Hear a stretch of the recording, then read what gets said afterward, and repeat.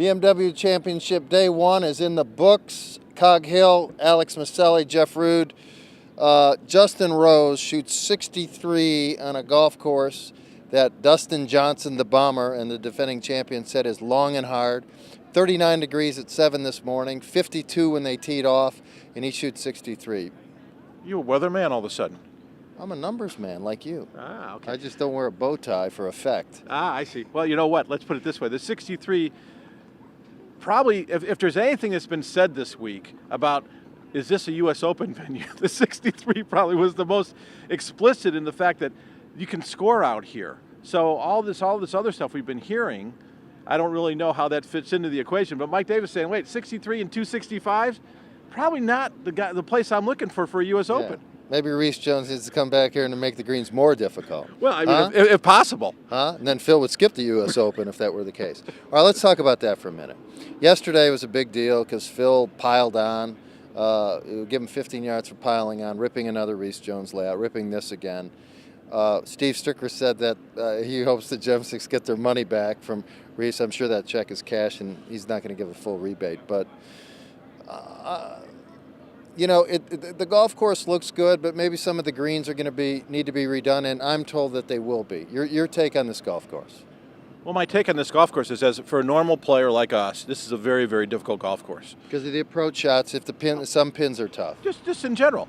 But at the same time, and I will tell you this in conversations that I've had at other golf courses that have been done by Reese Jones that are very, very difficult, people come to these golf courses playing them because this is what the tour plays. This is what they want to play, what they play. Right. So they're not saying, oh, no, it's too difficult for me, I'm not going to play. The better players, when they come to this venue, and there's 4 golf courses here, right? Yeah. They play this golf course. Well, you want to play this one. This is lost in all the Mickelson Stricker stuff is that this is a very, very good golf course. That was lost. Should Frank Jemsik have interviewed 4 architects before he hired Reese? Yes. Should he have interviewed 6 past champions and say, what do you think about which architect do you think? Do you like Reese's work? Yes. But you know what? His father Joe wanted a U.S. Open so bad so they immediately thought of the Open Doctor, and that was at a time that Reese Jones. It wasn't widely known that a lot of players don't like his work. Right. And at the same time, Reese Jones came here. Reese Jones was the Open Doctor in a different era almost. Because now you have Mike Davis, a completely different guy approaching the U.S. Open. Would like to see this golf course completely different, probably, even than what Reese would have done in the past. So I think you have to understand all that. And then you come down to, you know, because you're a Chicago guy, I'm a Chicago guy, that these people here that run this golf course, the family, the Jemsik family, has been part of Chicago golf for years and years and years. And you want to see them get what they deserve, really deserve. And on top of that, Chicago deserves a U.S. Open venue. Right. You know, this golf course looks 1,000 times better than it used to. Right. You know, the mounding around the golf course and the dugout bunkers, and now some of the greens are elevated. You know, for the pros, yes, Stricker and those guys have a concern, a legitimate concern that if you have a 4-iron in your hand, some of those pins you can't reach. But again, a 63 and 265s today.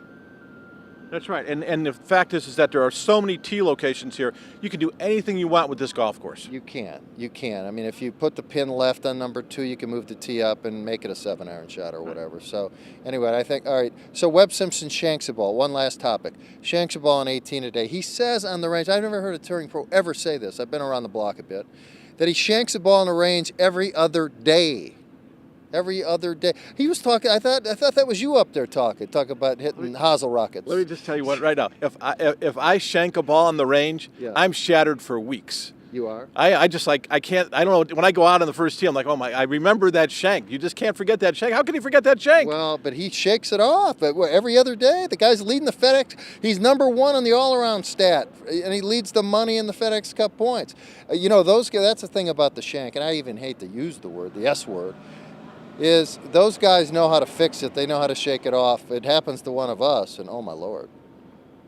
Yeah, all right, close it. Yeah, I'm Alex Miceli. This is Jeff Rude, and no more S words for the rest of the show.